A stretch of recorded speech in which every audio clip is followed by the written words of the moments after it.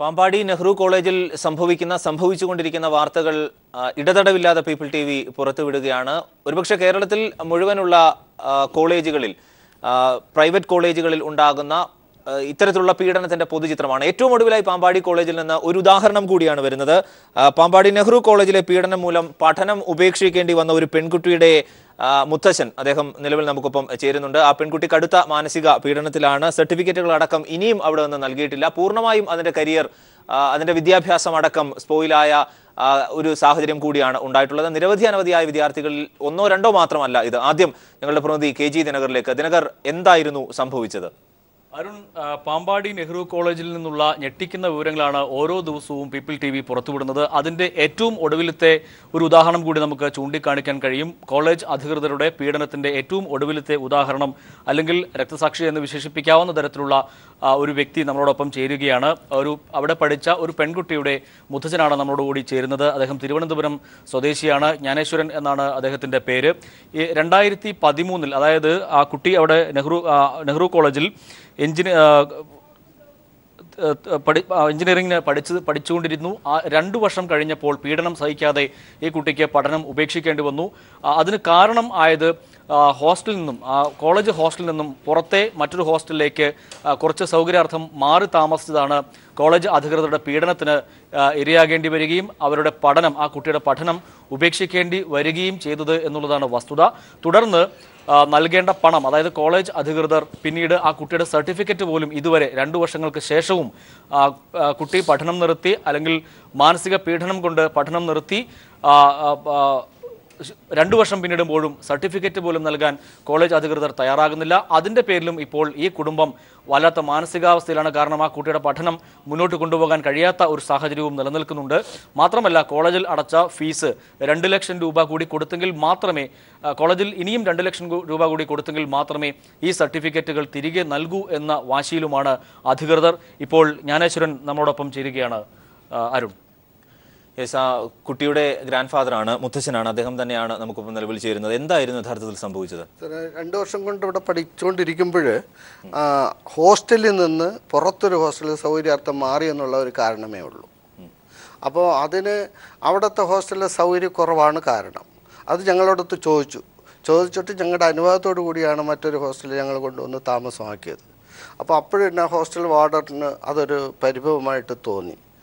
ഇതിന് പുറമെ ഈ കുട്ടിയുടെ കൂടെയുള്ള സഹപാഠികൾ പലരും ആ ഹോസ്റ്റൽ വിട്ട് പുറത്തെ ഹോസ്റ്റലിൽ പോയതാണ് ഇവരെ കൂടുതൽ പ്രേരിപ്പിച്ചത്. അതിൻ്റെ പേരിൽ ടീച്ചേഴ്സും മറ്റുള്ള സ്കൂൾ അധികൃതരും വിളിച്ചു വരുത്തി മാനസികമായ പീഡനം, അതായത് നിങ്ങൾക്ക് കാശുള്ളത് കൊണ്ട് പുറത്തു പോയി ഇഷ്ടമാതിരി ഇത് ചെയ്യാൻ വേണ്ടിയാണ് നിങ്ങൾ ഹോസ്റ്റലിൽ മാറിയത് എന്ന് പറഞ്ഞിട്ടും അതിനോടൊപ്പം ചേർത്ത് മറ്റു തരത്തിലുള്ള പേരുകൾ പറഞ്ഞു. അതായത് പറയാലോ, ഒരു പെൺകുട്ടിക്ക് കേൾക്കാൻ വയ്യാത്ത രീതിയിലുള്ള സമയം ടീച്ചേഴ്സിൽ നിന്നാണ് കിട്ടുന്നത്. അതുകൂടി കേട്ടപ്പം ഇതായി. അപ്പോൾ അങ്ങനെ കുട്ടി ഹോസ്റ്റലിൽ നിന്ന് ക്ലാസ്സിൽ പോകാതെയും 2-3 ദിവസം നിന്നു. വിവരം അറിഞ്ഞ് ഞങ്ങൾ ചെന്നിട്ട് വൈസ് പ്രിൻസിപ്പളിനെയും PRO ഒക്കെ കണ്ട് കാര്യം ചോദിച്ചപ്പോൾ വിളിച്ചു വരുത്തി. പ്രിൻസിപ്പളിൻ്റെ പേര് ഓർക്കുന്നില്ല ഇപ്പം 2 വർഷം. അതെ, പ്രിൻസിപ്പള്, വൈസ് പ്രിൻസിപ്പള്, പിന്നെ PRO. അപ്പോൾ അവരെല്ലാം കണ്ടു. ആയിരിക്കണം. അപ്പോൾ വിളിച്ച് കാര്യങ്ങൾ ചോദിച്ചു. അപ്പോൾ ഞാൻ കണ്ട കാഴ്ച, ഈ 2-3 പ്രാവശ്യം പോകുമ്പോഴും കാണുന്ന കാഴ്ച, ഈ PROയുടെ ഓഫീസിൻ്റെ മുന്നിൽ ഈ ചില കുട്ടികൾ വരും, പെൺകുട്ടികളും വരുമോ ആൺകുട്ടികളെയും വരുത്തിയിട്ട് ഈ അവരുടെ മുഖം കാണുമ്പോൾ തന്നെ അറിയാം പീഡനത്തിനിരയായ. അതായത് ഒരു പുള്ളിയുടെ പേരെന്തോന്ന് പറയും, എൻ്റെ കൊച്ചുമോള് പറയാറുണ്ട്, ശ്രീനിവാസനോ ഏതൊരു ഈ TV കണ്ട പുള്ളിയാണ്. അയാളാണ് PT അധ്യാപകനാണ്. അയാൾ ഇത് കണക്ക് ഇവരെ വിളിച്ചിട്ട് പീഡിപ്പിക്കുന്ന ഒരുപാട്, അടിയല്ല, മാനസികമായി ചീത്ത പറഞ്ഞു. അവർ ഭയം നിൽക്കുന്നുണ്ട്, പെൺകുട്ടികളും ആൺകുട്ടികളും. അപ്പോൾ ഞങ്ങൾ വിചാരിക്കാറുണ്ട്, ഇതാണെങ്കിൽ ഇതായിരിക്കും കുട്ടിയുടെ സ്ഥിതിയെങ്കിൽ തീർച്ചയായിട്ടും ഇവൾ പറഞ്ഞതിൽ കാര്യമുണ്ടല്ലോ എന്ന് എഴുതിയിട്ടാണ് ഞങ്ങൾ ഹോസ്റ്റലിൽ നിന്ന് മാറ്റുന്നത്. അപ്പോൾ അവിടെ നിന്ന് നേരെ പ്രിൻസിപ്പലിൻ്റെ വൈസ് പ്രസിഡൻ്റ് ഞാൻ കാര്യം പറഞ്ഞപ്പോൾ കുട്ടിയും വരുത്തി മറ്റുള്ളവരെയും വെച്ചിട്ട് പറഞ്ഞ് തുടരാം, വീണ്ടും നിങ്ങൾക്ക് ക്ലാസ്സിൽ തുടരാം ക്ലാസ് വിട്ടു പോകണ്ട, അതായത് വിട്ടു പോകേണ്ട കാര്യമില്ല. അപ്പോൾ ഒരു തരത്തിൽ ഇത് ചെയ്യാതെയാണ് അവരെ സംരക്ഷിച്ചുകൊണ്ട് ടീച്ചേഴ്സിന് അവർ പറഞ്ഞതെല്ലാം അംഗീകരിച്ചുകൊണ്ടാണ് ഇവരുടെ നിലപാട്, ഓഫീസിലെ നിലപാട്. അപ്പോൾ അതുകൊണ്ട് പറഞ്ഞ് ഞങ്ങളൊരു കാര്യം ചെയ്യും, നമുക്ക് കുട്ടിയാണ് വലുത്, പൈസ പോയതല്ലല്ലോ. ഇത്രയും വർഷമായി, 2 വർഷം കൊണ്ട് 3-4 ലക്ഷം രൂപ ചിലവാക്കി പഠിപ്പിക്കുകയാണ്. പക്ഷെ അതല്ല, നമുക്ക് കുട്ടിയാണ് വലുത്. അതുകൊണ്ട് ഞങ്ങൾ ഇവിടെ നിന്ന് മാറിപ്പോവുകയാണ്. അതുകൊണ്ട് ഞങ്ങൾക്ക് TCയും സർട്ടിഫിക്കറ്റും അത് തരില്ല. അത് ഈ 2 വർഷം കൂടി ഇനി പഠിക്കാനുണ്ട്. ആ വർഷത്തെ ഫീസ് മുഴുവൻ അടച്ചതിന് ശേഷം മാത്രമേ നിങ്ങൾക്ക് കുട്ടിക്ക് TC തരുള്ളൂ. ഈ മുഴുവൻ ഫീസ് എത്രയായിരുന്നു വരുന്നത്? ഇനി 2 ലക്ഷം കൂടി അടയ്ക്കണം. അപ്പോൾ ഞാൻ തിരിച്ചു വന്നിട്ട് പറഞ്ഞു, അതിൽ വേറെ 1-2 അധ്യാപകർ പറഞ്ഞു, ഒരു കാര്യം ചെയ്യും, നിങ്ങൾ കുട്ടിക്ക് സുഖമില്ല ആണല്ലോ, ഈ മാനസികമൊന്നും പറയണ്ട എന്നാ പറഞ്ഞു. മാനസികമെന്ന് പറയാതെ നിങ്ങൾക്ക് സുഖമില്ല എന്ന് പറഞ്ഞുകൊണ്ട് സർട്ടിഫിക്കറ്റ് കൂടെ അയച്ച് അപേക്ഷ തരാൻ പറഞ്ഞു. അങ്ങനെയും ഞങ്ങൾ അപേക്ഷ കൊടുത്തു. ആ അപേക്ഷ കൊടുത്തിട്ട് പരിഗണിക്കുന്നേ ഇല്ല. അവിടെ നിന്ന് ഒരു മറുപടി പോലും ഇല്ല. മറ്റേ ഇമെയിൽ അയക്കും, കത്തയക്കും. പക്ഷെ അവിടെ നിന്നൊക്കെ വരുന്നത് കുട്ടി ഹാജരാകുന്നില്ല, ആബ്സെൻ്റ് കുറവ് എന്നുള്ള മാത്രമേ പ്രതികരണമുള്ളൂ. അങ്ങനെയുള്ള കത്തുകളെ വരുന്നുള്ളൂ.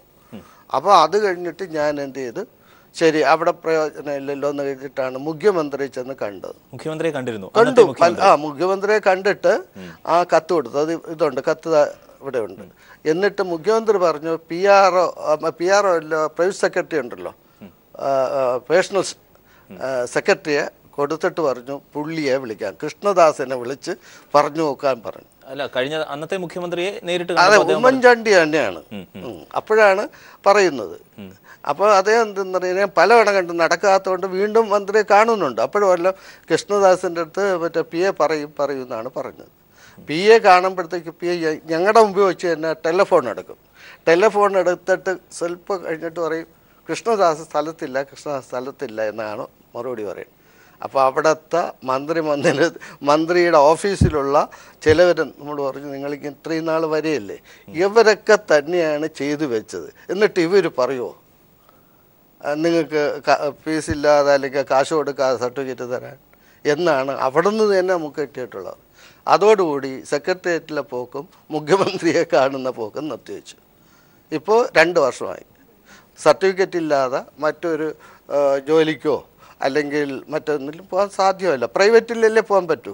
അതും ഇതിൻ്റെ കോപ്പി വെച്ചിട്ടാണ് വല്ലയിടത്തും അപേക്ഷിക്കുന്നത് പോലും, ഫോട്ടോ കോപ്പി. ഈ പെൺകുട്ടിയുടെ നിലവിലെ അവസ്ഥ എങ്ങനെയാ? കുട്ടി പഠിക്കുന്നുണ്ടോ ഏതെങ്കിലും സ്ഥാപനത്തിൽ? ഇല്ലല്ലോ. ഇപ്പം ഇല്ല, വേറെ സ്ഥാപനത്തിൽ പ്രൈവറ്റായിട്ട് വല്ലയിടത്തും പോകാവുന്നേ പറ്റുന്നുള്ളൂ. അതാണ് ഇപ്പോഴത്തെ അവസ്ഥ. അതായത് ശരിയായിട്ടുള്ള നമുക്ക് ഉദ്ദേശിക്കുന്നിടത്തൊന്നും പോകാൻ പറ്റില്ലല്ലോ. കമ്പ്യൂട്ടർ സയൻസ് ആദ്യ വർഷം തന്നെ ഈ ഇങ്ങനെ 1.5 വർഷമായപ്പം തന്നെ പ്രശ്നം. ആദ്യത്തെ 1 വർഷം തള്ളി പോയപ്പോഴാണ് ഈ ഹോസ്റ്റലിലെ പ്രശ്നമൊക്കെ ഞങ്ങൾക്ക് പറയും. അപ്പോൾ അവളുടെ അച്ഛൻ വെളിയിലാണ്, അമ്മയും വെളിയിലാണ്, ഞങ്ങളാണ്, നമ്മുടെ കൂടെയാണ് സംരക്ഷണം. അപ്പോൾ ഞങ്ങൾക്കെല്ലാം ഉത്തരവാദിത്വം. ഞങ്ങൾ പോയി വേണ്ടതെല്ലാം പറഞ്ഞു നോക്കി. പക്ഷെ അവസാനം പറയുന്നത്, അവിടെ ഇനിയും തുടരണമെങ്കിൽ നിങ്ങളെല്ലാം പറയുന്ന കണക്ക് വീണ്ടും ഞാൻ തുടരാം, പക്ഷെ ചിലപ്പോൾ ഞാൻ തിരിച്ച് വരില്ല. കാരണം അതിനു മുമ്പ് ആ ഹോസ്റ്റലിൽ മുകളിലത്തെ നിലയിൽ നിന്ന് ചാടി ഒരു പെൺകുട്ടി ആത്മഹത്യ ചെയ്തിട്ടുണ്ട്. ഇതേ കണക്കാണ്. അതെ, ഈ 2 വർഷങ്ങൾക്ക് മുമ്പോ ആണ് ഞങ്ങൾ പറയുന്ന ആ സമയത്തിനു അടുത്ത കാലങ്ങളിൽ. അപ്പോൾ അവിടെ അങ്ങനെ നോക്കുമ്പോൾ അങ്ങനെയാണ്. അതിനു മുമ്പ് പഠിച്ചിട്ടുള്ള ചില പെൺകുട്ടികളോട് ഞങ്ങൾ ചോദിച്ചപ്പോൾ സീനിയേഴ്സ് എല്ലാം പറഞ്ഞു, ചില പ്രശ്നങ്ങളുണ്ട്, ഒരുപാട് പ്രശ്നമുണ്ട്, പറയാൻ നിന്നാൽ നമുക്ക് പിന്നെ പഠനം തുടരാൻ പറ്റില്ല, സർട്ടിഫിക്കറ്റ് കിട്ടില്ല എന്നുള്ളതാണ്. പിന്നെ പെട്ടുപോയില്ലേ, സഹിച്ചു പോകുന്നവരുണ്ട്. ഇതാണ് അവിടുത്തെ അവസ്ഥ. ഈ ഒരു അർത്ഥത്തിൽ കൃത്യമായ സമയത്താണ് നിങ്ങൾ ഒരു ഇടപെടൽ നടത്തിയിരുന്നത്, ഇല്ലെങ്കിൽ ആ പെൺകുട്ടിക്ക് തീർച്ചയായിട്ടും അത് ഞങ്ങൾ ഇപ്പോഴും പറയുന്നു, അവൾ ആ ജീവനോടെ കിട്ടിയല്ലോ, അല്ലെങ്കിൽ ഇത്തരം ഇതേ കണക്ക് സന്ദർഭം ഉണ്ടായത് എങ്കിൽ ഞങ്ങൾ ആശിച്ചു പോവുകയാണ്. അത് ആ കാര്യത്തിൽ നിലവിൽ ഈ കുട്ടിയുടെ അവസ്ഥ എങ്ങനെ, അതിന്റെ മാറി അവിടെ നിന്ന് വിട്ടു. ഞങ്ങളെല്ലാം ഞങ്ങൾ കൂടുതൽ ഇത് ചെയ്യാറില്ല. അവരുടെ ആവശ്യാനുസരണമല്ല നമ്മൾ പഠിപ്പിക്കുന്നത്. സ്കൂളിൽ പോകാത്തുണ്ട്, ക്ലാസ്സിൽ പോകാത്തുണ്ട്, പോയിട്ടുണ്ടെന്ന് നിർബന്ധിച്ചു കഴിഞ്ഞാൽ ഉണ്ടാവുന്ന അവസ്ഥ നമുക്കറിയുന്നത്തെ കാലമല്ലേ. അതുകൊണ്ടാണ് ഞങ്ങളത്. അല്ലെങ്കിൽ ഞങ്ങൾ പീഡിപ്പിക്കുകയാണെങ്കിൽ അതല്ലേ കാരണം. പക്ഷെ അവിടുത്തെ അവസ്ഥ പറഞ്ഞപ്പോൾ കുട്ടിയുടെ അമ്മയ്ക്ക് കാര്യം മനസ്സിലായി. നമ്മുടെ അടുത്ത് പറയില്ലല്ലോ. എൻ്റെ ഭാര്യയുടെ അടുത്തും പറഞ്ഞു. അപ്പോൾ കാര്യം മനസ്സിലായി. അങ്ങനെയാണ് പറഞ്ഞ് രീതികളയുക. പെൺകുട്ടികളെ നാശമായ രീതിയിൽ പറഞ്ഞ് പരത്തുക. അത് ടീച്ചേഴ്സിന് ഒരു ഹോബിയാണ്. അപ്പോൾ ഇത് ഞാനും എൻ്റെ വൈഫും അവിടെ ചെന്ന് പ്രിൻസിപ്പലിൻ്റെ അടുത്തും പറഞ്ഞു, ഇത് ആവർത്തിക്കരുത്. ഇത് ആവർത്തിച്ച് കഴിഞ്ഞാൽ എന്തെങ്കിലും സംഭവിച്ചു കഴിഞ്ഞാൽ ഞങ്ങൾ മറ്റു നടപടികളിലേക്ക് പോകും എന്ന് തന്നെ ഞാൻ പറഞ്ഞു. കാരണം ഞാനൊരു എഴുത്തുകാരനാണ്, കവിയാണ്. എല്ലാ കാര്യങ്ങളും നമ്മളെ സംബന്ധിച്ച് അറിയാമല്ലോ, പ്രതികരിക്കാനുള്ള കഴിവുണ്ട്.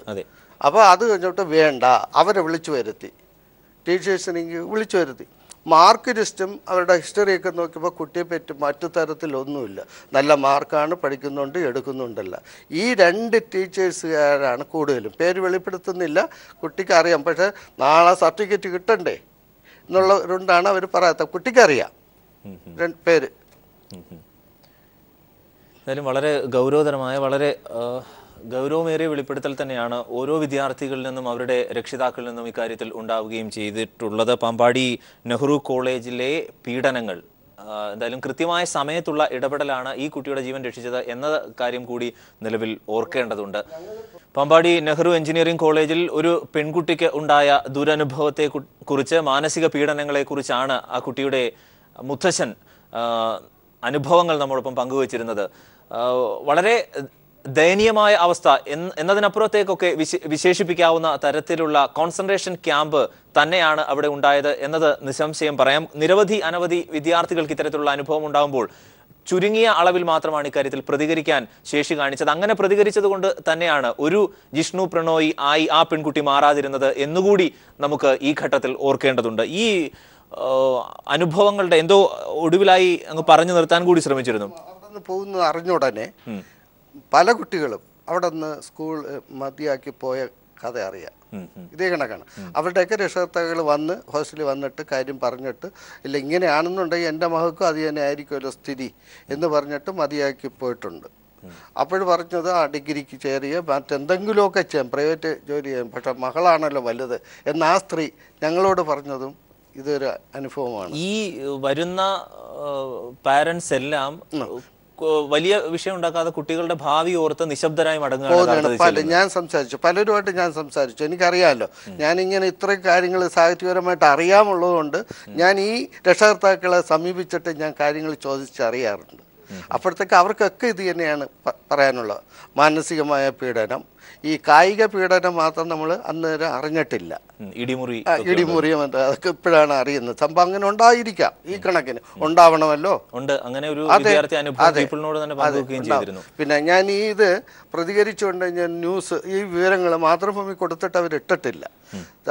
ഇടയ്ക്ക് ഇതുണ്ടായിരുന്നു, നിങ്ങളെ ന്യൂസിലുണ്ടായിരുന്നല്ലോ, മറ്റേ ഓടിച്ചിട്ടടിക്കുന്ന പോലീസുകാരെ പോലും ലാത്തി ചാർജ് ചെയ്യുന്ന രീതിയിലാണ് ഒരു കുട്ടികളെ ഓടിച്ചിട്ട് ക്ലാസ് മുറിയിൽ വെച്ച് ചെയ്യുന്നത്. അതൊക്കെ വെച്ചിട്ട് ഞാൻ കൂടെ പ്രതികരിക്കാറുണ്ട് മാതൃഭൂമി കൂടെയൊക്കെ. അപ്പോൾ ഈ ഒരു വാർത്ത മാതൃഭൂമി കൊടുക്കാത്ത കാരണം നമുക്കറിയാമല്ലോ, വമ്പന്മാരുടെ കൂടെ നിൽക്കുന്ന ആളുകളും ഉണ്ടല്ലോ നമ്മുടെ രാജ്യത്ത്, പത്രലോകത്ത് എന്ന് മനസ്സിലാക്കിയിട്ട് ഞാനത് മാറ്റി. ഇക്കാര്യത്തിൽ ഒരു നിയമ നടപടിയുടെ സാധ്യതയെ കുറിച്ചൊക്കെ നിങ്ങൾ ആലോചിച്ചിരുന്നോ? കാരണം നിയമ നടപടിക്ക് പോകുമ്പോഴുള്ള വൈഷമ്യമുണ്ട്. എനിക്ക് പറയാനുള്ള സംഭവം, ഇത്രയൊക്കെ കാര്യങ്ങൾ കാണുമ്പോൾ ഈ സ്വാശ്രയ വിദ്യാഭ്യാസം ഉണ്ടല്ലോ, കോളേജുകളും മറ്റുമൊക്കെ എന്തുകൊണ്ട് ദേശവൽക്കരിച്ചുകൂടാന്നുള്ളൊരു അഭിപ്രായക്കാരനാണ് ഞാൻ. കാരണം ഇനി ജനങ്ങളുടെ നിന്ന് ഇതേ കണക്കുള്ള പ്രതികരണങ്ങളൊക്കെ വരുമ്പോൾ സർക്കാർ തലത്തെ ആലോചിക്കേണ്ട ഒരു വിഷയമാണിത്. കാരണം മറ്റൊരു വഴിയില്ല. കാരണം കാശുകൊണ്ട് എന്തും നേടാവുന്ന ഇതാണ്. ഇത് വലിയ വമ്പൻ സ്രാവുകളാണ്, അറിയാമല്ലോ സർ. കച്ചവടം നടത്തുന്നതെല്ലാം വമ്പൻ സ്രാവുകളാണ്. അപ്പോൾ അത് നമ്മൾ ഈ പറയുമ്പോൾ എല്ലാ സർക്കാരുകളുടെ കാര്യം പറയുമല്ലോ, ആ സർക്കാരുകൾ ഇങ്ങനെ ചെയ്തു കൊടുക്കുന്ന വിട്ടുവീഴ്ചകൾ പലതും അവർക്കത് വെച്ചിട്ടാണ് അവർ ചെയ്യുന്നത്. അപ്പോൾ അനുമതി കൊടുക്കുന്നല്ലോ, കോളേജിന് അനുമതി കൊടുത്തു കഴിഞ്ഞാൽ, ഇപ്പോൾ ഉദാഹരണം സെക്രട്ടേറിയറ്റിൽ നിന്ന് അകത്തുനിന്നാണ് എനിക്ക് കിട്ടിയ വിവരം. അതായത് കൊടുത്തവർ തന്നെ ഇനി അവർ വിളിച്ചു പറയുമെന്നാണ് ചോദിച്ചത്. നിങ്ങൾ ഈ പരാതിയുമായി സെക്രട്ടേറിയറ്റിൽ ചെല്ലുമ്പോൾ അവിടുന്ന് ഉടൻ തന്നെ ഈ പ്രതികരണമാണ്. കാരണം ഇവര് തന്നെയല്ലേ ചെയ്തു വെച്ചിരിക്കുന്നത്. താങ്കൾക്ക് അതിന്റെ അനുഭവമുണ്ട്. അപ്പൊ ഇവർ ഇനി തിരിച്ചു പറയുമോ നിങ്ങൾക്ക് ഫീസില്ലാതെ അല്ലെങ്കിൽ കാശ് കൊടുക്കാതെ സർട്ടിഫിക്കറ്റ് തരാൻ? കാരണം ഇതൊക്കെ അവർക്കറിയാം സാർ, എല്ലാവർക്കും അറിയാവുന്ന കാര്യമാണല്ലോ. ഈ മന്ത്രിമാർക്കൊക്കെ അറിയാം. കാരണം അവർ ഈ PA പറഞ്ഞത് തന്നെ മനസ്സിലായി. എല്ലാവരും ഇത് കണക്കായി കഴിഞ്ഞാൽ കോളേജ് എങ്ങനെ നടത്തിപ്പോകുമെന്ന് കോളേജിന് വേണ്ടി പറയുന്ന ആളുകളുണ്ടല്ലോ എന്നാണ് പറയുന്നത്. അപ്പം ഞങ്ങളെയൊക്കെ ഇതല്ലേ, നമ്മുടെ അപേക്ഷ പോലും പരിഗണിക്കാൻ പറ്റുമോ? ആ രീതിയിലാണ് പോക്ക്. അപ്പോൾ ഇതിന് പരിഹാരം എന്ന് പറയുന്നത് ഞങ്ങളെപ്പോലുള്ളവർ പലരും പ്രതികരിക്കുന്ന ഇങ്ങനെയുള്ളൂ. പിന്നെ ഒറ്റപ്പെട്ട ശബ്ദമാണ് ഞങ്ങളുടേത്. രക്ഷകർത്താക്കളും ഞങ്ങൾക്ക് സംഘടനയില്ലല്ലോ. അപ്പോൾ അങ്ങനെ വരുമ്പോൾ ഇതേ എനിക്ക് പറയാനുള്ള ഒന്ന്, ഇത് നിയമപരമായിട്ട് എങ്ങനെ നിലനിൽക്കുമെന്ന് എനിക്കറിയില്ല. എങ്കിലും എൻ്റെ അറിവ് വെച്ചിട്ട് നോക്കുന്നത് മറ്റൊരു മാർഗമില്ലെങ്കിൽ ഈ കോളേജ് ഇങ്ങനെയുള്ള സ്ഥാപനം സ്വാശ്രയ കോളേജുകളും അതുപോലെ തന്നെ മറ്റേ മെഡിക്കൽ വിദ്യാഭ്യാസം ഉണ്ടല്ലോ, ഈ വിദ്യാഭ്യാസ സ്ഥാപനങ്ങളെല്ലാം ഒരു കണക്ക് വന്ന് ദേശവൽക്കരിച്ചുകൂടെ എന്നാണ് ചോദിക്കുന്നത്. ഒരു പച്ച മലയാളത്തിൽ പറഞ്ഞാൽ എവരെ ഇന്ന് പിടിച്ചു വാങ്ങി സർക്കാർ നടത്തിക്കൂടെ? അത് സർക്കാർ വിചാരിച്ചാൽ സാധിക്കാത്തത് വല്ലതും ഉണ്ടോ എന്നാ എനിക്ക് പറയാനുള്ളൂ. എന്തായാലും വളരെ ഗൗരവതരമായ ഒരു വെളിപ്പെടുത്തൽ കൂടിയാണ് അദ്ദേഹം നിലവിൽ നടത്തിയിട്ടുള്ളത്.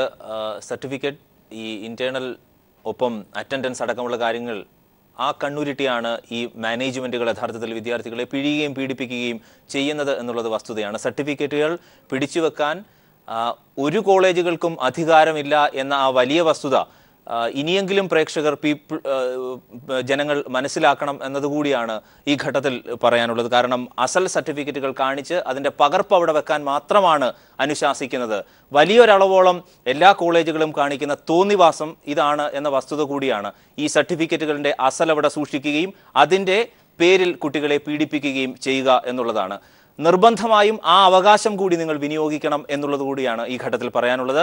എനിക്ക് തോന്നുന്നു ഒരു ഇടവേളയ്ക്ക് സമയം. പാമ്പാടി നെഹ്റു കോളേജിൽ ഒരു വിദ്യാർത്ഥിനിക്ക് ഏൽക്കേണ്ടി വന്ന മാനസിക പീഡനത്തിന്റെ ദുരനുഭവങ്ങൾ കൂടിയാണ് ആ കുട്ടിയുടെ മുത്തശ്ശൻ നിലവിൽ പീപ്പിൾ ന്യൂസ് റൂമിലെത്തി പങ്കുവെക്കുക കൂടി ചെയ്തത്. ഞങ്ങളുടെ പ്രതിനിധി KG ദിനകർ ന്യൂസ് റൂമിൽ നിന്ന് ചേരുന്നു. ദിനകർ, ഈ കോളേജിനെ സംബന്ധിച്ച അനവധിയായ പരാതികളാണ് യഥാർത്ഥത്തിൽ ഉയരുന്നത്. ഇതിൽ വളരെ കുറച്ച് നാമമാത്രമായ രക്ഷകർത്താക്കൾ മാത്രമാണ് പ്രതികരിക്കാൻ തയ്യാറാകുന്നത് എന്നുള്ളതാണ്. അവരുടെ ഗതികേടിനെയാണ് ഒരർത്ഥത്തിൽ ഈ മാനേജ്മെന്റുകൾ ചോദ്യം ചെയ്യുന്നത്. എങ്ങനെയാണ് പൊതുവിൽ ഇതിനെ കാണാനാവുക? തീർച്ചയായും അരുൺ, നമുക്ക് ഇത് ഉദാഹരണമായി എടുക്കാം. ഇതിനപ്പുറത്തേക്ക് പല കോളേജുകളിലും ഇത്തരത്തിൽ വിദ്യാർത്ഥികൾ പീഡിപ്പിക്കപ്പെടുന്നുണ്ട് എന്നുള്ളതാണ് വസ്തുത. അത് ഒരുപക്ഷെ പലപ്പോഴും പുറത്തു വരാറില്ല, അല്ലെങ്കിൽ രക്ഷിതാക്കൾ, കുട്ടികൾ അവർ ഭയന്നിട്ടോ അല്ലെങ്കിൽ അവരുടെ ഭാവിയെ കരുതിയോ ഇത്തരം കാര്യങ്ങൾ മൂടിവെക്കുകയാണ്. പലരും അത് സഹിച്ചുകൊണ്ട് മുന്നോട്ട് പോവുകയാണ് എന്ന് നമുക്ക് ചൂണ്ടിക്കാട്ടേണ്ടി വരും. ഇപ്പോൾ നെഹ്റു കോളേജിൻ്റെ പീഡനകഥകളിൽ ഏറ്റവും ഒടുവിൽ എത്തി നിൽക്കുന്നത് ഇപ്പോൾ നമ്മളോടൊപ്പം ഇരിക്കുന്ന ജ്ഞാനേശ്വരൻ എന്ന തിരുവനന്തപുരം സ്വദേശിയുടെ കൊച്ചുമകളുടെ അവസ്ഥയാണ്. അവർക്ക് ഇപ്പോൾ സർട്ടിഫിക്കറ്റ്, കഴിഞ്ഞ പഠനം ഉപേക്ഷിച്ചു, മാനസിക പീഡനം മൂലം പഠനം ഉപേക്ഷിക്കേണ്ടി വന്നു. അതിനുശേഷം 2 വർഷങ്ങൾക്ക് ശേഷവും സർട്ടിഫിക്കറ്റ് ആ കോളേജിൽ നിന്നും ലഭിച്ചിട്ടില്ല. അതുകൊണ്ട് തന്നെ ആ കുട്ടിയുടെ ഭാവി അവതാളത്തിലായിരിക്കുന്ന ഒരു അവസ്ഥ കൂടി നിലനിൽക്കുന്നുണ്ട്.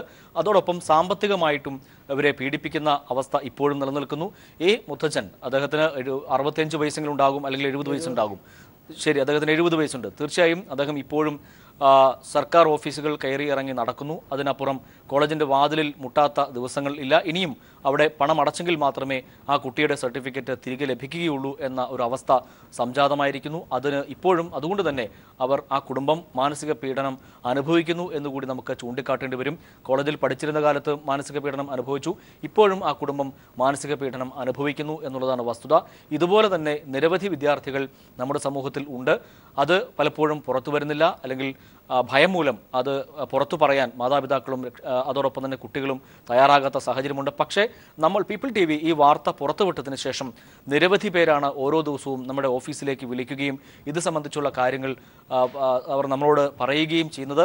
അതോടൊപ്പം തന്നെ പൂർവ്വ വിദ്യാർത്ഥികൾ, നെഹ്റു കോളേജിലെ പൂർവ്വ വിദ്യാർത്ഥികൾ ഉൾപ്പെടെയുള്ളവർ വിദേശങ്ങളിൽ നിന്നുൾപ്പെടെ നമ്മളെ വിളിക്കുന്നുണ്ട്. അവർക്ക് നേരിട്ട അനുഭവങ്ങൾ നമ്മളോട് പങ്കുവെക്കുകയും ചെയ്യുന്നുണ്ട്. അതിനർത്ഥം നെഹ്റു കോളേജിൽ അത്രത്തോളം പീഡനം സഹിക്കേണ്ടി വന്നിട്ടുണ്ട്, അല്ലെങ്കിൽ ഇപ്പോഴും അത് തുടരുന്നു എന്ന് തന്നെയാണ്. സ്വാഭാവികമായും ഈ സംഭവമെങ്കിലും വരും ദിവസങ്ങളിൽ അല്ലെങ്കിൽ ഭാവിയിലെങ്കിലും ഇത്തരം പ്രശ്നങ്ങൾ ഉണ്ടാകാത്ത തലത്തിലേക്ക് കാര്യങ്ങൾ കൊണ്ടുചെന്നെത്തിക്കാൻ ഇടയാക്കും എന്ന ഒരു പ്രതീക്ഷ കൂടി നമുക്ക് വച്ചു പുലർത്താം. അരുൺ, ഒടുവിലായി ശ്രീ ജ്ഞാനേശ്വരൻ, ഏറ്റവും അവസാനമായി, പരിമിതമായ സമയം മാത്രമാണുള്ളത്, അതുകൊണ്ടുകൂടി എങ്ങനെയാണ് നിലവിൽ ഈ കുട്ടിയുടെ അവസ്ഥ, അതിന്റെ പദ്ധതികൾ, നിങ്ങൾ ഇനി ഇക്കാര്യത്തിൽ എന്ത് നീക്കമാണ്? കാരണം ഈ ഒരു വലിയ മൂവ്മെന്റ് നിലവിൽ നടന്നിട്ടുണ്ട്, ഒരു മൂവ്മെന്റ് അല്ല. ഇനിയും മസിൽ പിടിച്ച് നിങ്ങളെ കണ്ണുരുട്ടി കാട്ടാൻ ഈ വൃത്തികെട്ട മാനേജ്മെന്റിന് കഴിയും എന്ന് തോന്നുന്നില്ല. ആ അർത്ഥത്തിൽ ഞാൻ മനസ്സിലാക്കുന്ന സർക്കാർ മുൻകൈ എടുത്തിട്ട് എനിക്ക് വേണ്ടി എൻ്റെ കുട്ടികൾ മാത്രമല്ല, ഇതേ കണക്ക് സർട്ടിഫിക്കറ്റ് കിട്ടാത്ത എല്ലാ കുട്ടികൾക്കും, ഈ കോളേജ് മാത്രമല്ല മറ്റു കോളേജുകൾക്കും അങ്ങനെയുള്ള ഒരു മന്ത്രിസഭ തീരുമാനത്തിലെത്തുകയും അതൊരു നടപടി ഉണ്ടാവുകയും ചെയ്യണമെന്ന് എനിക്ക് ഈ അവസരത്തിൽ പറയാൻ പറ്റും.